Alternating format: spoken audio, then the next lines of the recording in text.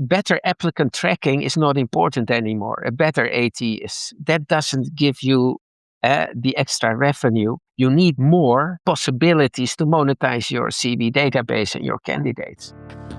During the Great Recession, Gerard's recruitment agency grew. During COVID, it grew again. And when war broke out in the Ukraine, the business kept growing, which is remarkable given that his operations are based in Eastern Europe.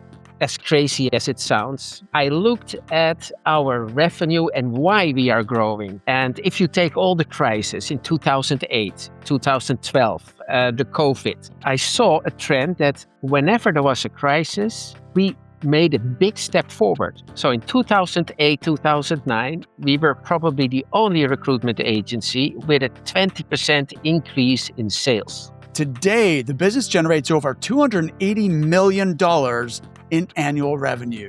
Along the way, Gerard realized that relying on one revenue stream is risky. So he built 8 revenue streams. If your ATS doesn't support more revenue lines, you are basically tied and restricting yourself to further growth and profit. So you need to have a tech which provides you more revenue streams. The recruitment revenue platform provides 8 revenue streams. Can you imagine what the difference that will do with your revenue and profit if you are betting only on one or you are getting a revenue from 8 streams? Welcome to the Resilient Recruiter Podcast. I'm your host, Mark Whitby, and my guest today is Gerard Koolen, founder of Lugera, a recruitment agency with offices in 11 countries and over 500 employees. He's also the creator of the recruitment revenue platform. The way we reached that 243 million euro revenue last year was always based on technology. It's in our DNA to be innovative, and that technology is key for expansion. We built the recruitment revenue platform was that what we did manually, we thought, okay, we should have tech in order to support us. To get rid of the boring jobs, to get rid of all the stuff recruiters and salespeople don't like to do. You can learn more at recruitmentrevenueplatform.com. In this episode, Gerard shares how years of investing in technology allowed him to add new revenue streams, remove manual work, and build a recruitment business that kept growing through crisis. Well, in one of our markets, when there was a crisis, all the permanent staffing revenue went down. We could compensate it with outplacement, and we compensated it with an extra revenue of 1 million euro. Gerard, welcome. Great to see you again. Nice being here with you, Mark. Thank you for inviting me. Yes, of course. Well, look, first I want to thank you for your mentorship. And we've known each other for many years now, and it started out that you were my client, but now it's more the other way around. I ask you for advice, and I'm grateful for your insights, and you've been so extremely supportive and encouraging for me and my business. So thank you so much. Totally my pleasure, Mark. And let me thank you for one thing. Do you remember that you coached our team in Czech Republic, GIT? Absolutely. 2025, we have a record profit. Right. Your spirit still is in the company. Okay, that's awesome to hear. I should catch up with Mikael and Lucia and those guys. So awesome team. So look, the last 2 times you came on the podcast, you spoke mainly about how you grew your staffing business, which I believe is now something like 243 million euros in revenue. Today, I want to talk about your technology business, which if listeners are interested in following along and seeing what you're doing, it's recruitmentrevenueplatform.com. Yeah. So let's start about the why. Why you've already built a really successful staffing business. Why did you build a technology business? Well, our successes in Lugera, the way we reached that 243 million euro revenue last year was always based on technology. It's in our DNA to be innovative, and that technology is key for expansion. And that we built the recruitment revenue platform was that what we did manually, we thought, okay, we should have tech in order to support us, to get rid of the boring jobs, to get rid of all the stuff recruiters and salespeople don't like to do, right? And some years ago, I got an epiphany, as crazy as it sounds, but I looked at our revenue and why we are growing. And I always thought why it is that we grow. And if you take all the crises in 2008, 2012, the COVID, I saw a trend that whenever there was a crisis, we made a big step forward. So in 2008, 2009, we were probably the only recruitment agency with a 20% increase in sales.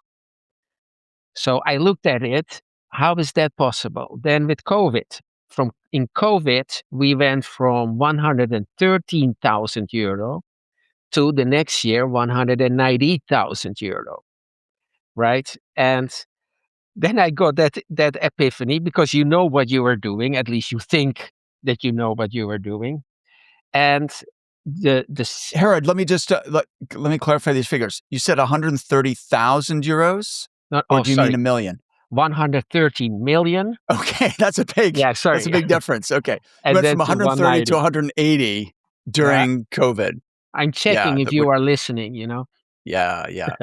Okay, got it. Sorry to interrupt your flow there. So, what was the cause that we all the time could grow? And also in 2025, we grew 30%. And then I found out that without really being aware of it, we have built an all seasons service portfolio. And what does it mean? That we don't rely only on one revenue stream, but on many more. So, and today I see that a lot of permanent staffing agencies focus only on permanent staffing, while their clients are also buying outplacement. They are buying contracting. And why would you not embrace all those services?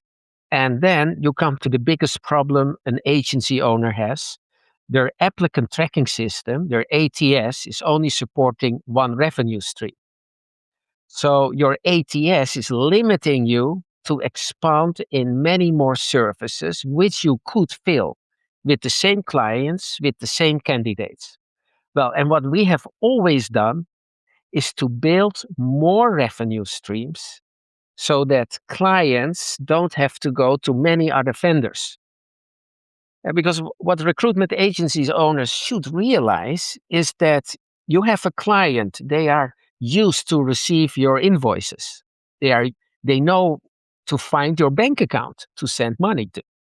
So it is so easy actually to also sell outplacement, to sell contracting, to sell more services with the same team, same clients. Okay, I love this concept of the all seasons service portfolio. And so by seasons in this case, you mean sort of economic seasons, right? And this fits in beautifully with the name of the show, which is The Resilient Recruiter, because what you're talking about is building a more resilient business which is able to withstand shocks and even continue growing during crises because you have multiple revenue streams. And so therefore you have uh, a much more resilient business.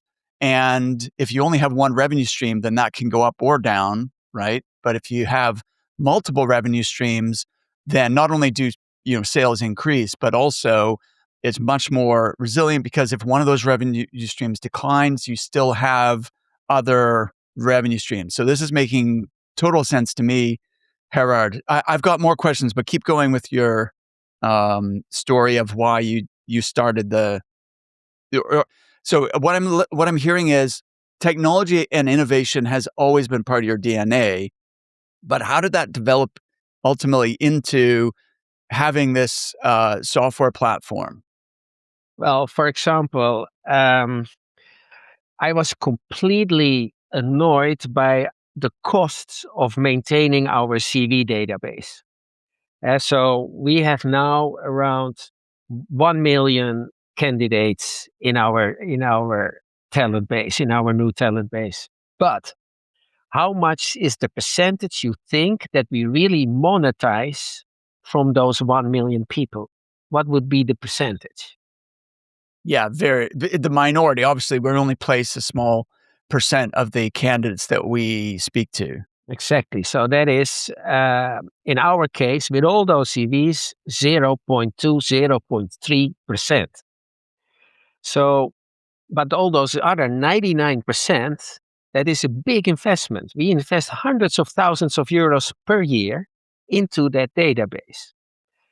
And I thought there must be a way how to monetize the 99% of all those candidates, because that is where our capital is. So 10 years ago, yeah, really 10 years ago, we had the idea for an application. And I went to Silicon Valley and everywhere to see if there would be companies willing to design it, to develop it. Nobody wanted it. They said, if it Okay. if it's ready, come to us. But the technology you need doesn't exist today. Well, All 10 right, wait, years. wait. Let me just press. I'd like to hear this story. So, like, this is 10 years ago. So they're talking about 2015 thereabouts. Yeah. You went to Silicon Valley. Like, so I'm picturing Gerard. You're getting on a plane. You're going to uh, California, and you're going. And what who are you meeting? Investors, like VC firms. What's your Now, and development companies. So, okay, software application development development companies. companies. And Okay, I did my research. I went to the proper companies. yeah. I met with them, and they were all smiling, were very nice. And they said, come back if you have made it. Okay, I, okay, so I, no one was interested in this. they What was couldn't. the why didn't they want to build this? The matching technology between a CV and a vacancy is extremely difficult, be, let alone the parser. But okay, parser we're not talking about, the matching. And we wanted to match Ukrainian CV with a Spanish vacancy. So no language barriers, etc. So that was the problem. And then the communication and the elastic search. So to immediately match from millions and millions of CVs, immediately match the vacancy. So that should be done in a second. Wow. So it's worth pointing out, of course, that this is way before AI was, mainstream. Of course, AI existed, but it wasn't. Uh, Small, medium-sized businesses had no access to this kind of, capability, right? So you were very early. Yeah, and we have made our AI matching tool. So it basically AI, most of AI is machine learning, like 70, 80%. And we started 10 years ago with machine learning, data training sets, and a data training team. And our matching AI, if you see it, Mark, it is fabulous. It's unrivaled. Nobody has it at this level. So, but yeah, that's 10 years of work, right? Yeah. So this was the very first use case or that you developed was the ability to monetize the candidates on your database that weren't being placed through the normal Exactly. day-to-day work of your recruitment consultants. So that was the impetus. So what happened next? Yeah. Then, so we developed the tool. You make it sound straight. So when you say you developed the tool, like how much time, how much money, what was involved in getting to the point where you had something that was working? Well, we thought it would take us 2 years and 400,000 euro. Um, in the end, it took us 10 years and around 2 million euro. Oh, So, okay. Well, there's a lesson there, right? Things always take more time and more cost than you expect when you're developing something something new. So this is probably why nobody else did it, Gerard, because nobody else was willing to invest that much time and that much capital in something which hadn't been done before. It seems kind of crazy. It was, and my partners didn't like it in the beginning. So I took the What were they project. saying? Like, what did they want you to pull the plug or? Yeah, you're wasting money, you're wasting time. We don't want to contribute to it. So I took it on my side, and I just kept on investing and working at it. Okay. Uh, and it should pay off one day, right? Okay. Yeah, absolutely.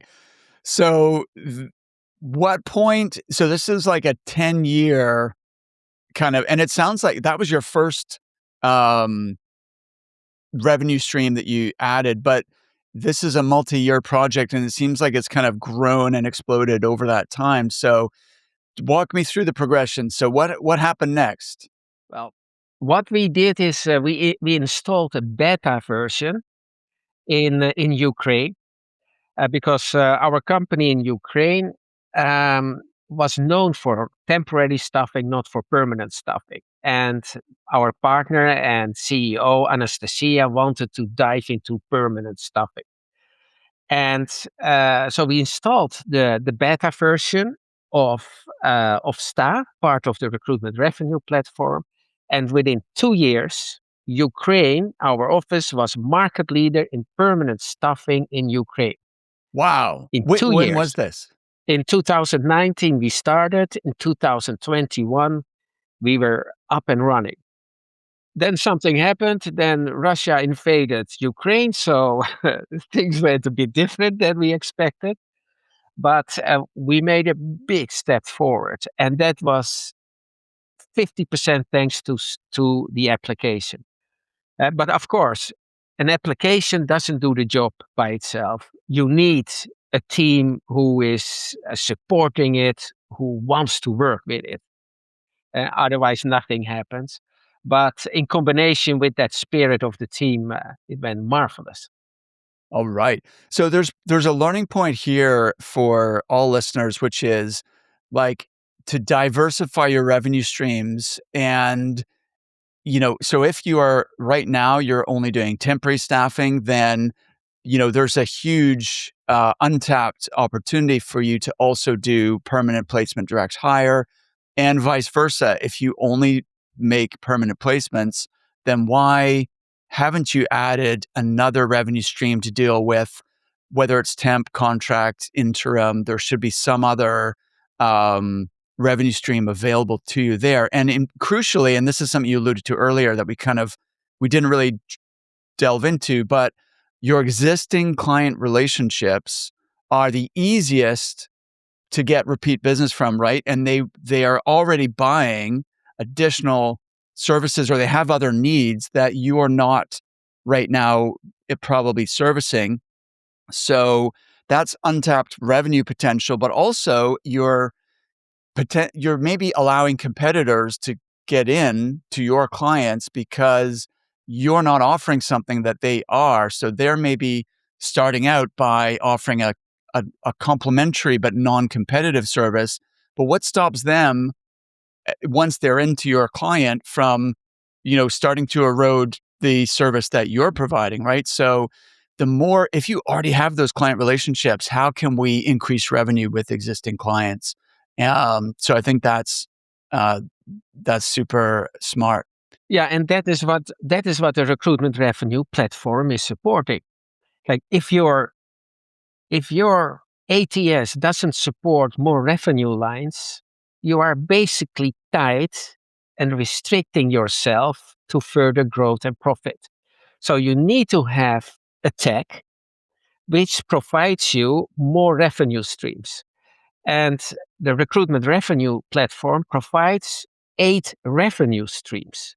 Can you imagine what the difference that will do with your revenue and profit if you are betting only on one or you are getting a revenue from 8 streams? It's 8x. Some months you're flooded with jobs and make multiple placements. Other months, a big fat zero. This feast and famine cycle isn't just stressful, it's holding you back and keeping you from real predictable growth. Here's the good news. There's a reason it's happening and you can fix it. The 7-Figure Freedom Scorecard is a free tool designed for recruitment business owners. In less than 10 minutes, it evaluates your firm across the 6 key pillars of sustainable growth: clients, candidates, team, operations, marketing, and strategy. Your personalized scorecard will reveal what's working and what's broken and the fastest way to build a recruitment business that generates consistent 7-figure revenue month after month. Stop riding the revenue roller coaster and take the free scorecard now at recruitmentcoach.com/scorecard. Okay, so let's dive into that. So obviously you developed the software initially for your own business as a way to de-risk the business, to make it more robust, more resilient, to be able to withstand crises, which we've had many. You mentioned the financial crisis, and then COVID, and then other. I mean, it seems like every 2 years or so, there's like another shock, and some are bigger and some are smaller. But that's the way business works, right? Is we should expect that there's going to be problems that you can't foresee and you can't control. So how do you protect your business from things that you can't even see? And one way is adding these other revenue streams. So that I still haven't fully understood the monetization of the CV database. So can you explain how that works? And then we'll look at the other 7 revenue streams. So we upload the CV database in one of the applications, and then all those people are immediately matched with all the relevant vacancies in your country. Okay, right. Or Not just the vacancies you already have and like that you've with your existing clients. yeah, but all the other vacancies.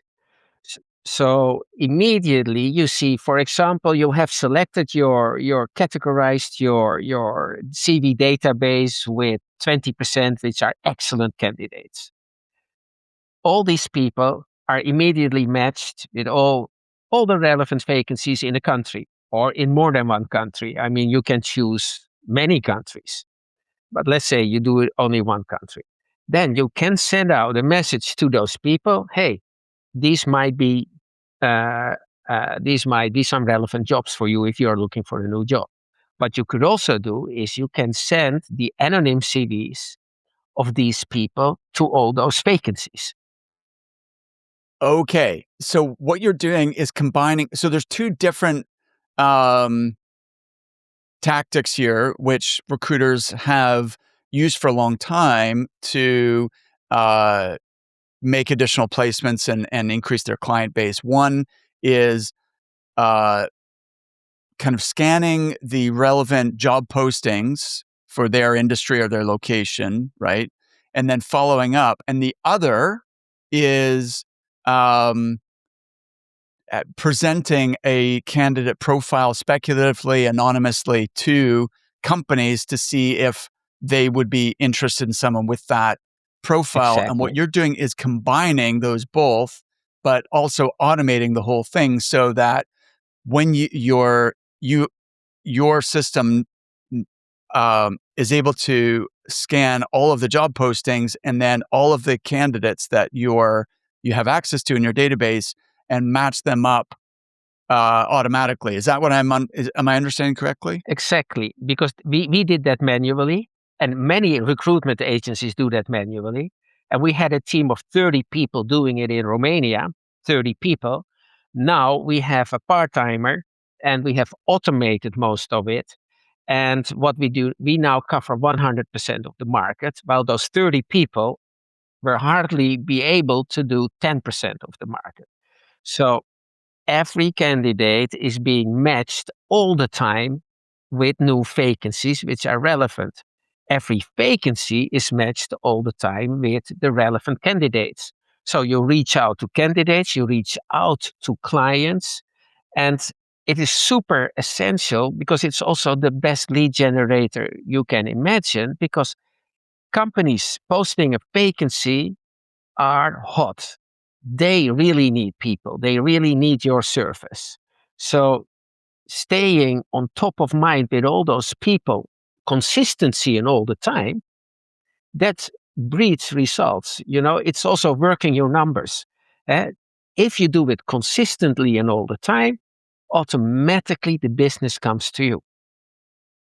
This is the reason why um, recruiters and recruitment companies have that feast and famine, cycle is consistency, right? Because what I think probably everyone listening has manually done some version of what you've just described, but because it's time consuming, and that's why people they do it for a bit, but then they might get busy with new jobs or whatever, and then they stop doing that work, and then the pipeline dries up, and then when things get slow, then they start doing it again, but it's like stop start.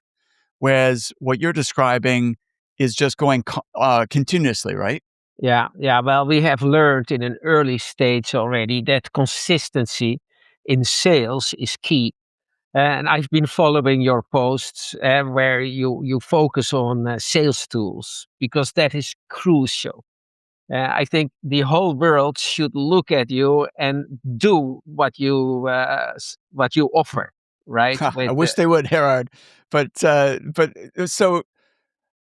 got the monetizing a CV data of your CV database. That's one revenue stream. So you're really maximizing the investment that you've already made to generate those candidates and get them into your system. And what do you have any examples of how that particular just that one revenue stream has impacted whether it's at Lugera or any of your other clients? It doubles the number of placements per recruiter. It it doubles with hardly any extra work. So if you are specialized on middle management positions and you do 2 placements per month, you can do 4.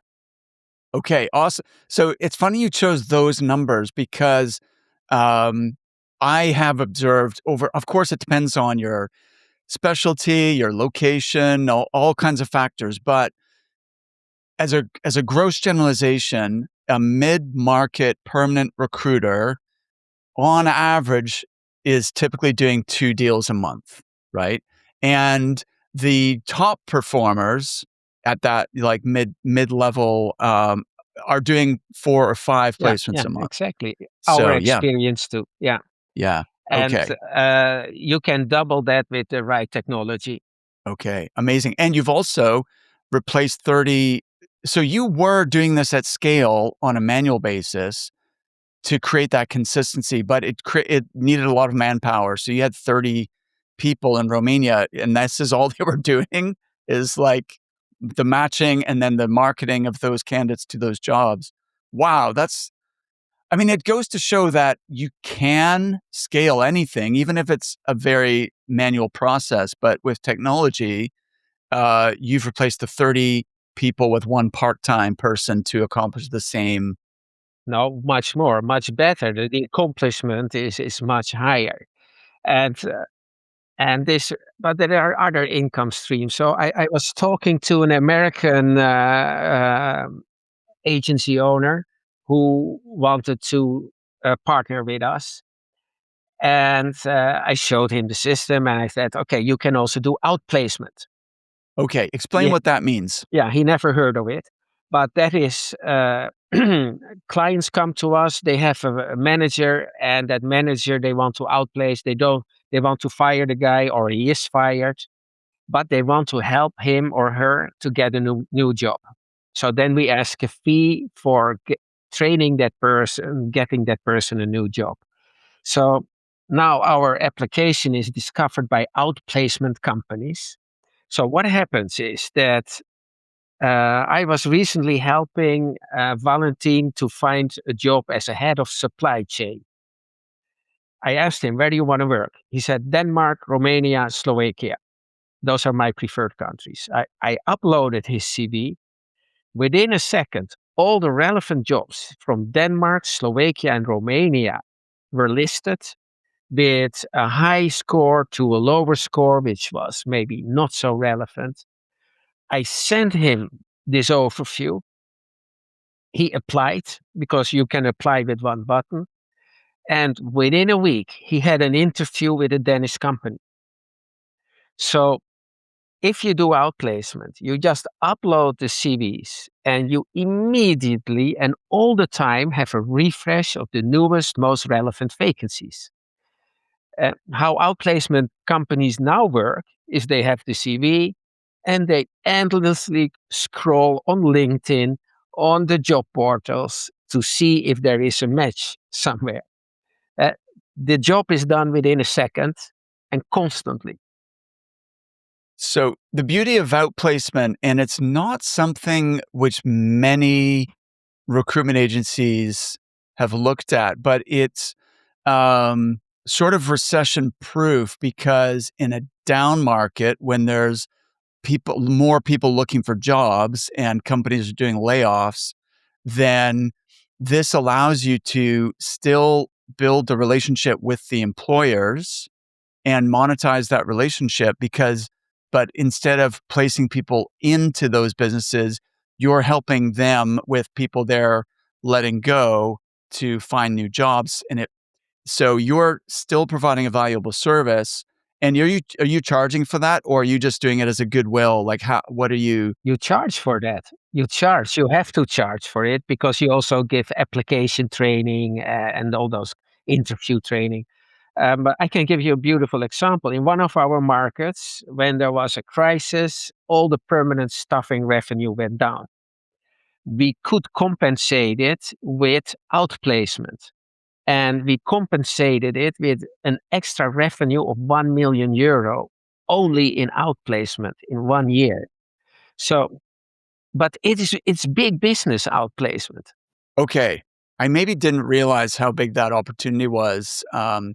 When I think one time I was involved in anything like this, the recruitment agency I was working for, one of their best clients was a big drinks company in Scotland. There's a lot of, as you know, whiskey companies, and they were unfortunately doing a round of layoffs, and we went in to provide interview training and get those candidates registered to try and help them find another position, and give them feedback about their CV and all that stuff.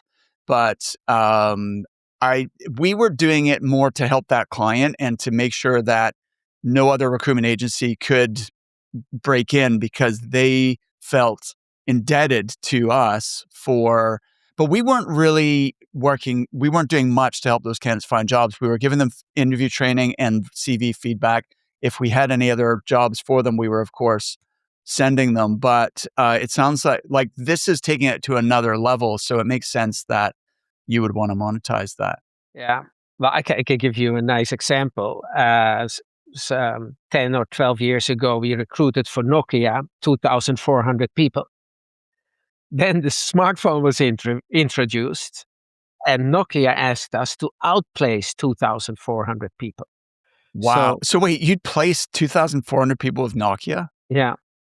That's crazy. And then over some time. Yeah. Yeah.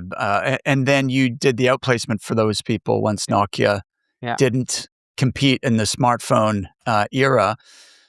Interesting. Okay. So we've got monetizing the CV database. We've got outplacement services. What are the other revenue streams that recruitment agencies should be thinking about? Well, the recruitment revenue platform enables to have an RPO model, a recruitment process outsourcing, where you can implant our software also for the client side, so that you and the client work really on one platform together. That is an extra benefit for if you deliver an RPO service.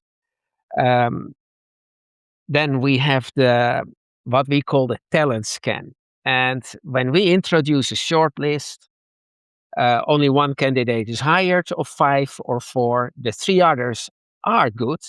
They are looking for a new job, and you don't do nothing with them. So also these people you upload in your sta, and you can immediately introduce them to all the relevant vacancies you have. What happens that instead of only one placement you do with your shortlist, you have 50% more. So our statistics now are not double, but 1.5. So with every shortlist, we place half a person more in average. But that's real profit. That's extra profit. It's just Right, exactly. Because the only increased cost is a direct cost of maybe extra commission to a salesperson potentially, but everything else just goes straight to the bottom line, right? exactly. So you immediately become profitable or more profitable. And I've seen many agencies struggle. They work hard. They are great in candidates, but um, better applicant tracking is not important anymore. A better AT is that doesn't give you the extra revenue.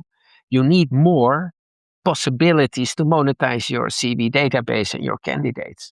Yeah, you mentioned hard work. Obviously, hard work is important, but that's just the cost of like that's the minimum, right? Is you need to work hard in your to be successful in business, but it's not enough. Just hard work does not guarantee that you're going to actually, achieve your goals. Now, it's my conviction, but that is of course how we have the experience that you must have the best tech in the market, because if you have this tech and your competitors don't have it yet, you make a big difference.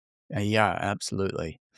So, okay, so we've got the RPO, we've got the talent scan. What are the other revenue streams that the recruitment revenue platform enables? And that is something really, really cool. Um, we have the technology for a white label job portal. What does it mean? That we give the recruitment agency, or they can have their own job portal. S- So, and that means that when they have their own job portal, they can add two more revenue streams, one from job seekers, one from premium corporate subscriptions. So you have a job portal which attracts candidates, and you give all the vacancies, and people are happy because they can find very quickly a new job. You don't make money on that, but your recruiters have access also to that database for candidates, and you give access to your job portal by clients, and companies can buy CVs per piece, and that revenue goes to you. Then we have found that job seekers don't like to look for jobs because they're lazy. They immediately want to have all the jobs and they want to apply with one click. This job portal enables that somebody puts only his job title, can also upload a CV. Immediately they see all the jobs which are available for them. They get credits, 10 credits for free. After that, they have to pay.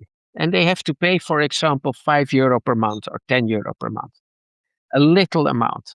But these people um, don't have the hassle anymore to constantly look for jobs and apply. The system does it for them. And people love to pay for that because they want instant results. Okay. It must take a lot of people though at like 5 or 10, dollars or euros per month to make that worthwhile. Yeah, but you get if it works, you get a lot of people there. So we did a test with uh, Adecco in Croatia. So they had for 1 year that job portal, and they got 5,000 candidates per month. Okay, wow. Who were paying for the credits or No, they were not paying yet because we run tests, etc. okay. But if you get 5,000 without advertising it, of course you have to do stuff for it. It never goes just like that.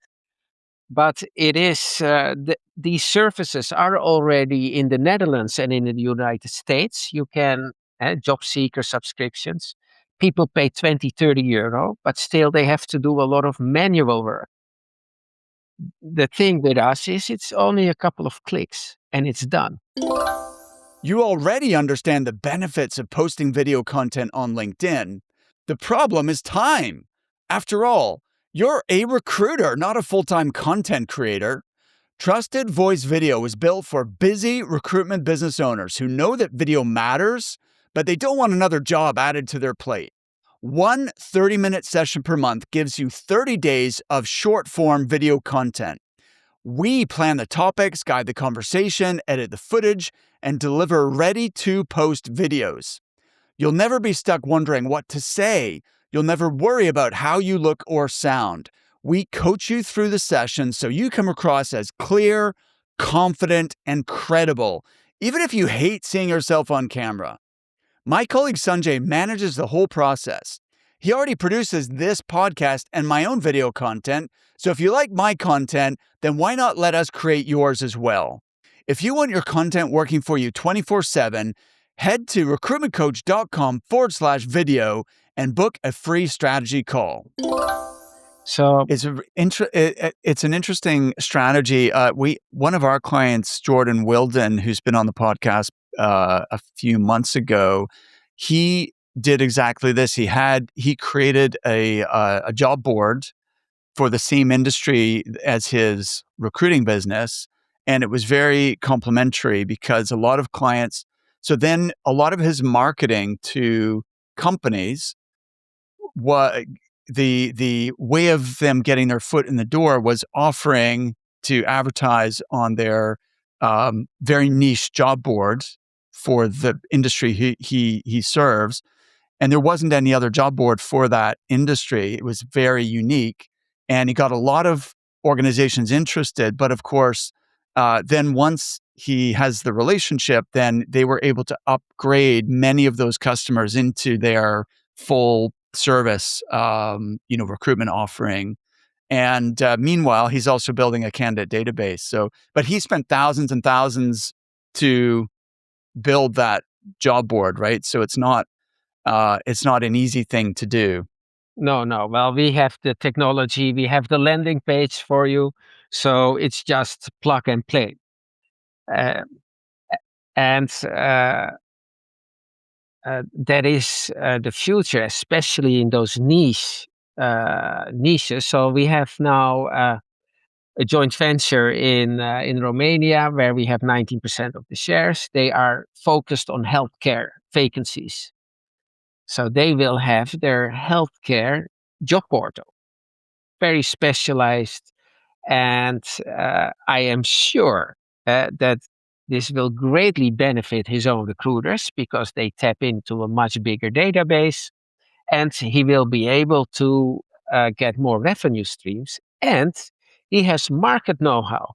He knows which companies are advertising, what they are doing, and he can upgrade, or how do you say it, upsell his own services. So you will have a lot of excellent data, and how to work with it, because that is what we help with. I love it. All right. So I think we're up to 1, 2, 3, 4, 5 revenue streams so far. I want to get to the 8, Gerard. So, Okay, so those are the premium subscriptions. Those are 2: permanent staffing, temporary staffing, I see. Okay, got it. So wait, RPO. premium subscriptions. What's that? Yeah, so companies on that job portal must buy a subscription, and the job seekers as well. So that will be passive income streams. Got it. So you've got the premium subscription with the company, then you've got the job seeker subscriptions. So that's 2 with the white label. That's what you. Yeah. Then permanent staffing it supports, of course, because it is an excellent applicant tracking system as well. Then you have temporary staffing and contractors. So you can immediately render those services because the software completely supports it. You have your CV database monetization. You have your talent scan, which is selling your shortlist.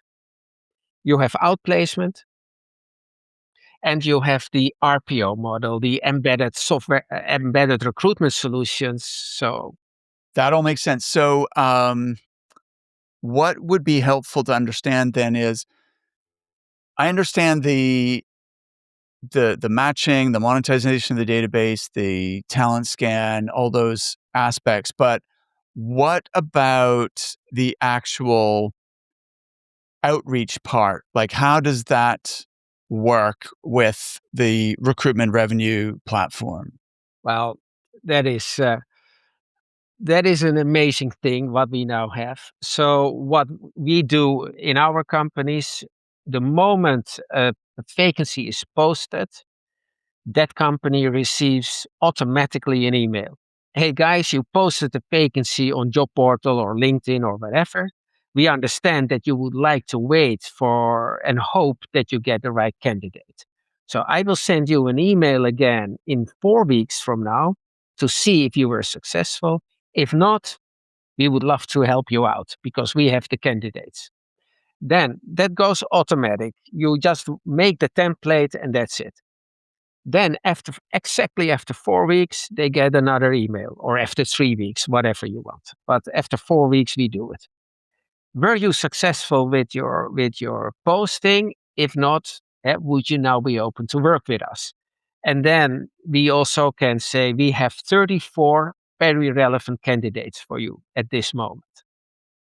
So the first email, no reactions. Uh, they read it maybe, well, you can see if it's opened or not, but they don't get back to you.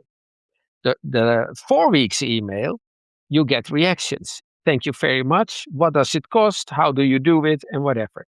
And you have a hot lead. Love it. So actually, this is a great little tip, Gerard, which is I think the way many recruiters do this is not effective. They start immediately, they see the job posting and they start offering their service, which, first of all, the company is advertising because they're hoping to find that candidate directly, right?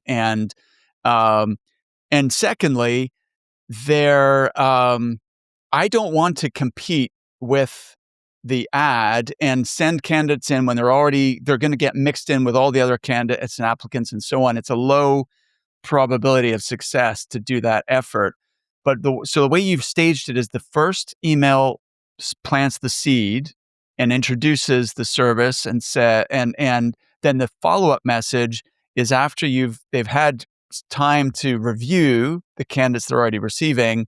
And now we know that ads are only going to work in probably like less than half of the cases. I don't know what the statistic is, right? How many job ads are successful at finding the very best person and filling the job? But at that stage, they are now frustrated and disappointed with the quality of the applicants. And so now they're much more open-minded. And I love that you're telling them specifically how many candidates that you already have that could be relevant. And then what happens from there? Yeah, then we take it offline, of course. So then it's up to the salesperson or the recruiter, if they do the sales, how to make a deal. And then, of course, there the technology doesn't help. Then it is the real human touch, the skill, how good you are. But with all these automation, uh, our people can focus on the real skills and added value. And now they focus on what really matters. And all that manual work and looking at screens and scrolling through vacancies and CVs, all that work has become obsolete and nobody liked it anyhow, you Yeah, know? no, absolutely. That's the part. Recruiters they like dealing with people, right? That Yeah. is what they're skilled at. And that's what attracted them to become a recruiter in the first place. And typically, the best salespeople are the worst at admin and that kind of work, right? We don't like it. And that's why the compliance to like data entry and all that stuff is always a challenge.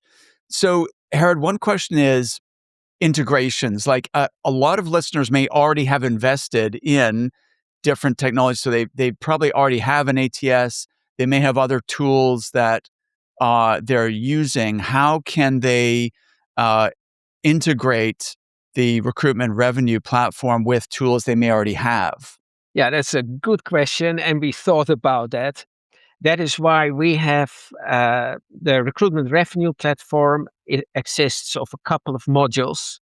And one module is STA, and that is a plugin for any ATS there is. So a Star will turbo boost will really upgrade your existing ATS to the next level. So you will get close to a recruitment revenue platform already. Because with Star, you do talent scan, you do outplacement, and you can monetize your CV database. So, and it's super easy to work. You just register, you buy some credits, and you work with it. It is crazy simple. It is, and I was talking to an American client who was interested in STA, and she was a bit disappointed. And when I told her the price, so I told her it will cost you maximally 300 to 400 dollars per month. And she said, "Oh, that cheap. We have something like that, and we pay 10,000 a month." And she thought it can't be good what we have. Right. Okay. So I was thinking, well, should I increase my price or, but we don't, right? It Yeah. is just the way it is. So no matter how powerful the application is, Yeah. y- you will not spend a lot on it. So it is, So can yeah, without getting too techy here, do you have a native integration with the popular ATSs, or is it an API key, or how do they talk to each other? an API key, and it depends on the ATS. So we are connected now with Bullhorn. Everybody knows Bullhorn, with our own ATS NTB, the new talent base, and with several local applications. But that is not a big deal. To connect is So if I don't use Bullhorn, then should I still talk to you about STA? Like how and how easy? Because I think the barriers people are going to imagine is like, oh, well, first of all, it's embedding that new technology with our existing business processes, tech stack, and so on. The second is learning curve and like getting the team up to speed and using any new technology. I think those are the two barriers that may stop people. that's correct. Well, integrating it in any other tech is no problem because we made it to be integrated, so that is no issue. The second issue, and that is But an who important. does that? Can you help with that Yeah, or sure, our team does that. No problem. That is no issue. The second thing is much more, that is a big problem, having our team work with it. So, what we always advise is you just hire one person, a student or a person who can spend 1 or 2 hours a day on staff, and that person will work with it. So nobody else has to be trained in it. Nobody else has to work on it. This one person, this part timer, can do the job for an entire country. wow, okay, wait. This is a cool concept here. So what you're saying is like instead of trying to get the existing team to change their habits, you're saying let's hire one person specifically to orchestrate this. Yeah. Or, for example, the receptionist in your company or a very junior recruiter, they can do the job. And they will just spend 1 or 2 hours a day. And that's all.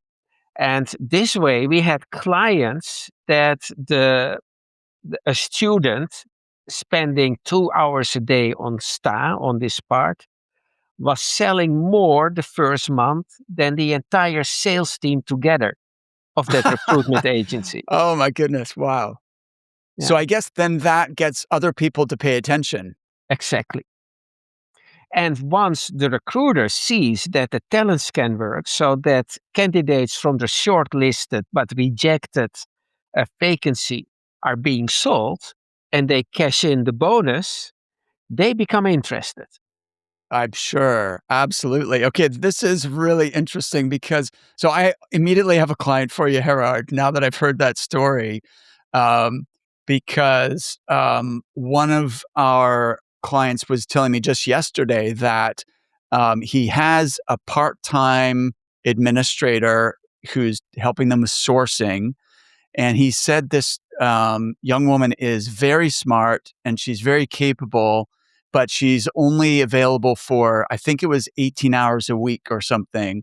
And he was like, what should I get her doing that's going to maximize the productivity of everyone else in those 18 hours that we've got her working? She's super conscientious and she figures things out and she's, and so the light bulb just went on. I think we should connect her and get her using this technology. Yeah, absolutely. And more you don't need. Yeah, fantastic. Is there anything that you wanted to talk about today that we haven't covered, Gerard?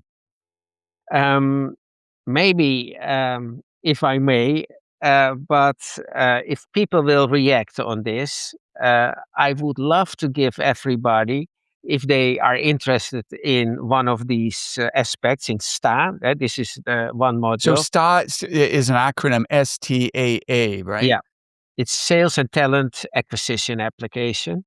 And I would love to offer everybody 100 free credits so they can just start with it and experiment. Great idea. Let's do this. Gerard, if people go recruitmentcoach.com/STA, which is STAA, then that we'll set up a page together where they can sign up and get those credits. What can I do with 100 credits? What does that enable me to actually do? You see how it works. You upload CVs, you match those CVs immediately. You can sell these CVs to those companies.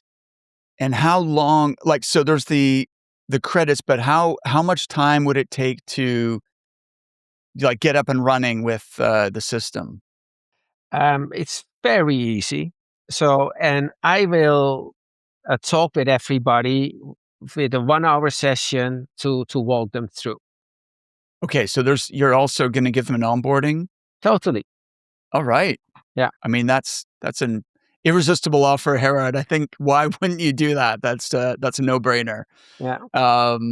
Beautiful. Well, listen, as always, an absolute pleasure speaking to you, Gerard. And we'll include, of course, all your information and the link we just said in the show notes. But also would highly recommend people check you out on LinkedIn. You're like a Dutch Tony Robbins. You're like super positive. I always feel pumped every time I speak to you, and you're sharing interesting content for recruiters on LinkedIn as well. So people should connect with you there. Gerard, thank you so much. This was fun. Mark, thanks a lot. I wish you a lot of success with your podcast. I read that you are in the top 5% of Spotify podcasts, right? I know. I couldn't believe that. That's amazing. Crazy to me, especially because it's such a niche podcast. Yeah. But I think that is purely down to consistency over time. And a lot of podcasts start and then they don't continue. So yeah, we were in the top 5% of podcasts on Spotify. So yeah. So I think a lot of that is the quality of the people that I interview on this show, including yourself, Gerard. And this is now your third time on the program. So thank you so much. My pleasure. Thank you, Mark. All right, Gerard. Have a great day. Speak to you soon. You too. Bye. Thank you for listening to The Resilient Recruiter. I know how busy recruiters are, so I'm honored that you're investing this time with me each week. I don't take your attention for granted. That's why I'm going all out to deliver value for you here, real insights you can apply to improve your business. And if you really want to help me to reach a wider audience and impact more people, please consider leaving the show a review on Apple Podcasts. And if you leave me a review, please reach out and let me know so I can thank you personally. Please hit the subscribe button and I'll see you next time.